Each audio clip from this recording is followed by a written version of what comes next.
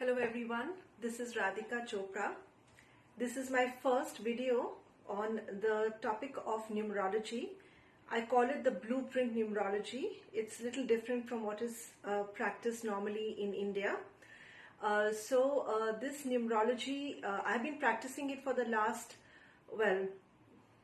2 decades almost, and I've been teaching it for almost 10 years or a little bit more. So I'm going to share something with you which is based on the beginning, or how we begin this numerology with the basic understanding of the sacred geometry. Of course, it's used in advanced levels as well in a deeper way. But this is just to give you a slight, a preview into what it covers, and hopefully it has interesting information for you.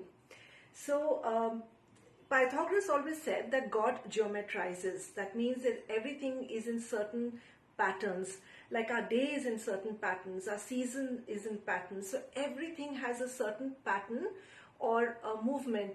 For example, when we see the planets, they're also moving in a certain orbit, and there are alignments, degrees, distances, constellations, and so on and so forth. So moving on to this, I'll be covering from the journey from number 0 to number 5 in this video. So let's say initially we start with number 0. So we consider this like the womb of all potentiality. So it has the perfect environment for something to begin. So even a mother's womb is a womb of potentiality, right? So the 0 is potential, pure potential in a way, okay? From the 0, what happens is that the first seed is sown. There is an initiation or the beginning.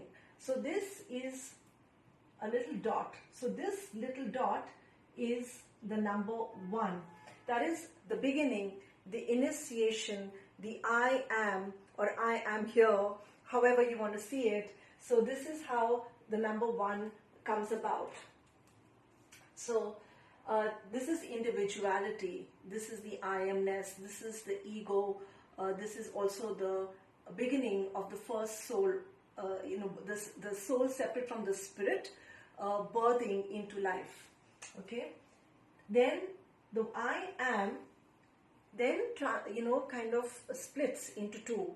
So there is a negative and a positive polarity. There is a gender, there is a masculine and the feminine aspect that comes into play. I am and this is you. So you are separate from who I am. So this duality, this difference is number 2.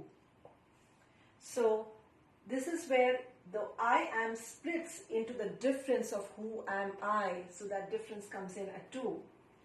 From there, we move to the number 3. This is the beginning of life. This is the number 3 is literally the fire aspect. That's why the triangle is definitely something that is used, which denotes fire. It's actually, if you see the center of a yantra is also a triangle. So the number 3 is coming together, the mother, the father, and the child in a way. So this is creation in action. This is the first form of, the first spark of creation, which is acting out. It is expressing itself. So that's the number 3. And then we come to the next geometry, which is the number 4. So from the spirit, what happens is now there is a manifestation of the spirit into matter. It is an involution process. So it involutes into matter, into density.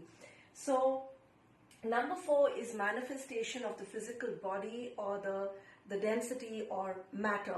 Now, if you look at it from the, your firstborn, you're actually here in the mother's womb, then you are an individual. You realize that I am separate from this world. This is who I am. The differentiation or the separateness takes place from the Godhead, so to speak.